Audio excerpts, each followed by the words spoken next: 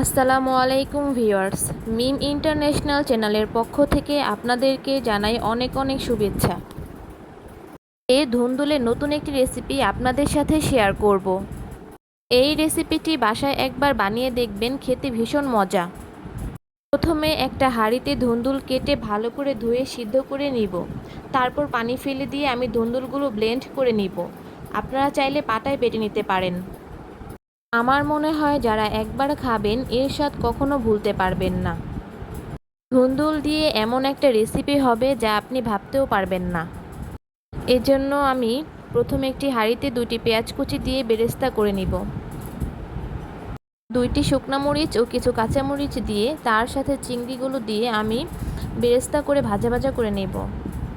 এখানে আমি হলুদের গুঁড়ো, মরিচের গুঁড়ো ও সামান্য লবণ অ্যাড করে নিয়েছি। তারপর ঘরে থাকা সর্ষে বাটা এর সাথে অ্যাড করে ভালো করে কিছুক্ষণ কষিয়ে নিব।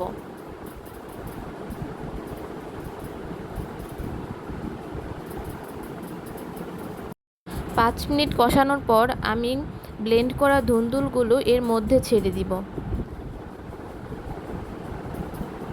এখানে আমি কোনো পানি ব্যবহার করব না। ধুন্দুল থেকে যে পানি বের হবে তা দিয়েই রান্না করব। আর আঁচটাকে মিডিয়াম রেখে আমি ধুন্দুলটাকে রান্না করব। দেখতেই পাচ্ছেন 5 মিনিট ধরে আমি এটাকে রান্না করছি। কি সুন্দর ভাজা ভাজা হয়ে এসেছে। তারপর আমি এটাকে নামিয়ে সার্ভ করব। গরম ভাতের সাথে কিছুই প্রয়োজন পড়ে না এই রেসিপিটি থাকলে।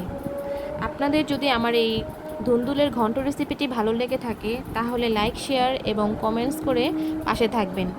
আশা করি সবাই ভালো থাকবেন। ধুন্দুলের দুর্দান্ত স্বাদের ঘন্ট রেসিপিটি একবার হলেও ট্রাই করবেন।